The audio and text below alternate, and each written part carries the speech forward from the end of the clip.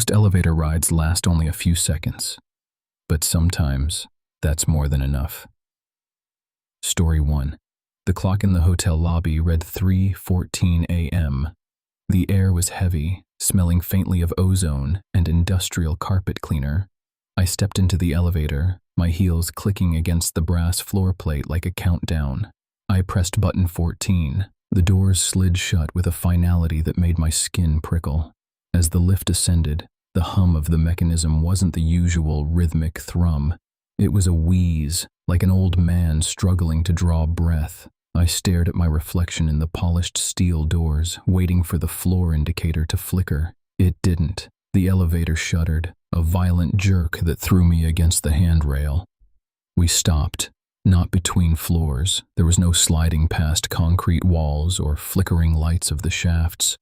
We stopped in a silence so thick it felt pressurized. I pressed the door open button. Nothing. I pressed the lobby button. Nothing. The digital display, usually a crisp red, had shifted into a garbled mess of weeping gray pixels.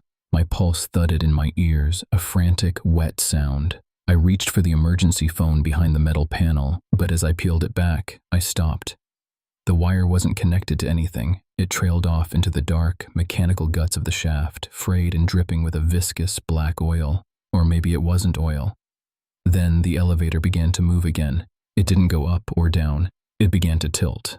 I scrambled to the corner, my nails clawing at the wall. The movement was nauseatingly slow, as if the carriage were being pulled through thick, cold syrup. Through the narrow gap between the doors, I saw the hallway of the 14th floor pass by, but it wasn't right. The lights were off, yet the corridor was bathed in a sickly pulsating violet glow. The doors to every room were standing wide open. As the lift crept past them, I saw things standing in the doorways. They were tall, impossibly thin shadows that lacked definition, their limbs folded at angles that defied anatomy. They didn't move, yet they were watching. Every time I passed a room, I felt a cooling of the air, a drop in temperature that turned my breath into icy mist. I screamed, but the sound didn't echo. It was absorbed by the walls of the elevator, muted as if I were underwater. The elevator groaned and leveled out. The digital display blinked back to life, glowing a cheerful, mocking 14. The chime rang, a bright, crystalline sound that felt like a mockery. The doors slid open. The floor was empty. The carpet was pristine. There was no violet light, no shadows in the doorways.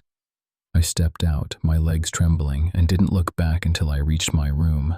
As I fumbled with my keycard, I glanced at the elevator one last time. The doors were closing. Just before they sealed, I saw a single, long, pale finger slide into the gap, holding them open. I didn't wait to see what stepped out. I locked the door and prayed for dawn. Story 2. The elevator in the Meridian Heights apartment building has a personality, and it is prone to bouts of petulance. It groans when it moves, a metallic shudder that vibrates through the soles of my shoes. I tell myself it's just age, a relic of the 70s. But tonight, the silence between the floors feels predatory. I am heading to the 14th floor. It's 2:14 a.m. My shift at the hospital ended late, and the lobby was unnervingly empty, save for the hum of the fluorescent lights. The doors slid shut with a wet, heavy thud. I pressed the button for 14. The light glowed a sickly amber, then flickered. We began to rise. I leaned against the faux wood paneling, closing my eyes, desperate for the artificial warmth of my radiator.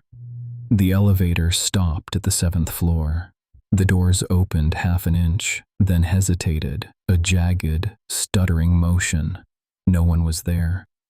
The hallway was plunged in darkness, save for a single flickering sconce that cast long, rhythmic shadows against the peeling wallpaper.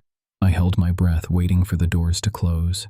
They didn't. They stayed frozen, as if something invisible were standing in the threshold, blocking the sensor. "Come on," I whispered, my voice sounding thin and alien in the small box. I reached out to press the close door button, but the panel was dead. The amber light from my floor had vanished. The car wasn't just stuck, it was dormant. Then, the elevator began to drop. It wasn't a smooth descent. It felt like a free fall arrested by rusted cables, a series of violent, jarring jerks that slammed my stomach into my throat.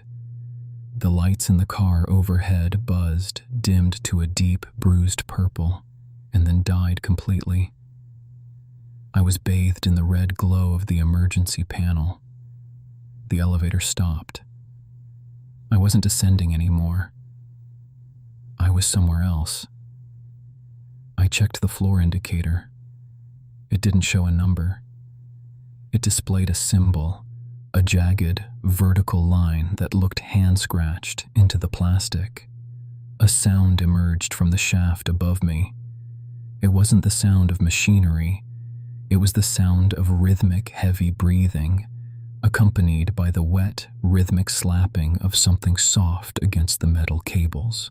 Slap, drag, slap, drag.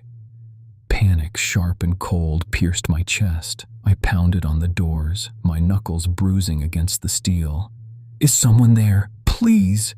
The breathing stopped directly above the ceiling hatch. A voice, muffled and sounding as if it were being squeezed through a throat filled with gravel, whispered from the vent above my head. "The capacity is reached." The elevator rocked violently, tilting at a sickening angle. I scrambled to the back corner, paralyzed as the ceiling panel began to slowly, agonizingly slide open, revealing only a yawning, infinite black void where the cables should have been. I don't remember screaming. I only remember the smell, ozone, rot, and the stale, suffocating scent of a building that hadn't seen daylight in a century. As the metal doors began to creak open to reveal a floor that couldn't possibly exist, I realized the elevator hadn't malfunctioned. It had arrived exactly where it was meant to,